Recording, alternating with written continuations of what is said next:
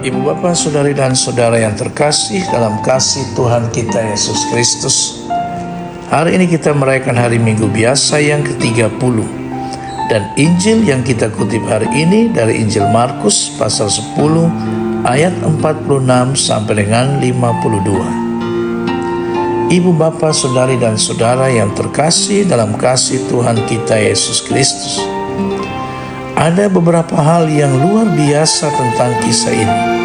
Pertama, adegannya terjadi tepat ketika Yesus meninggalkan Yeriko. Yeriko berjarak sekitar 3 jam berjalan kaki dari Yerusalem, melewati ngarai yang besar dan berbatu. Ketika kita meninggalkan Yeriko, kita tahu bahwa kita akan segera tiba di Yerusalem. Sebab itu adalah desa terakhir dalam perjalanan, dan kegembiraan atas wahyu besar Yesus pada sengsara sudah menyelimuti mereka. Pengemis yang disembuhkan itu menari bersama mereka di sepanjang jalan.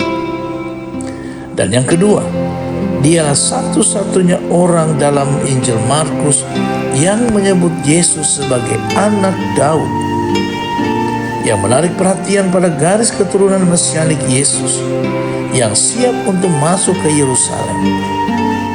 Yang ketiga, dalam Markus ini Yesus berkata, "Imanmu telah menyembuhkanmu," dan itu terjadi 2 kali. Pertama, kepada perempuan yang mengalami pendarahan yang telah menunjukkan imannya dengan keberanian besar, dengan berani menyentuh jubah Yesus di tengah kerumunan. Sekarang Bartimeus menunjukkan keberanian keras kepala yang sama dengan terus berteriak meskipun ada upaya untuk membungkamnya. Jadi mereka berdua menunjukkan dengan keberanian bahwa mereka benar-benar menaruh kepercayaan kepada Yesus dan yakin bahwa Dia akan menolong.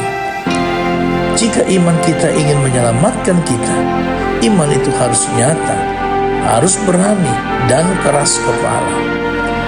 Iman yang suam-suam kuku dan ragu-ragu tidaklah cukup.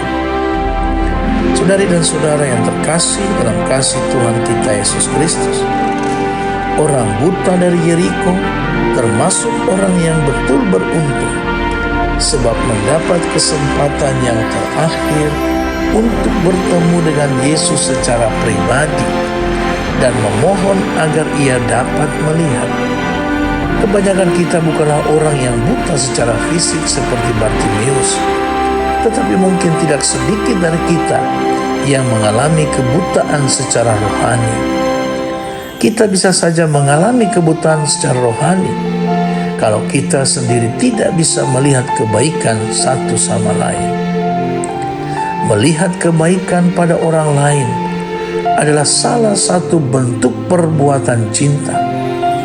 Untuk mencintai orang dengan berpikir positif tentang orang lain atau memusatkan perhatian pada hal-hal baik dalam diri orang lain, kita membutuhkan kekuatan rohani.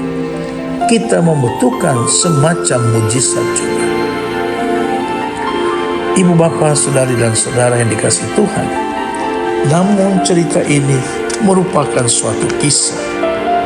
Si pencerita memusatkan perhatiannya tidak pada mujizat, juga tidak pada Yesus sendiri, melainkan lebih memperhatikan sikap si buta, sikapnya dan tindakannya. Ini adalah contoh kepercayaan bagi orang-orang beriman. Iman dilukiskan dengan gambar aneka warna. Iman adalah suatu pengakuan terhadap Yesus. Ialah Mesias yang dapat menolong dalam kebutaan. Pengakuan itu harus kuat untuk dapat mengatasi rintangan. Penting juga bahwa iman itu diwujudkan dalam tindakan hidup, seperti ternyata dalam tindakan Bartimeus yang segera mendapatkan Yesus dan mengikuti Dia dalam perjalanannya. Karena itu, bersama Bartimeus, kita juga boleh meminta, "Tuhan, Semoga aku melihat. Amin.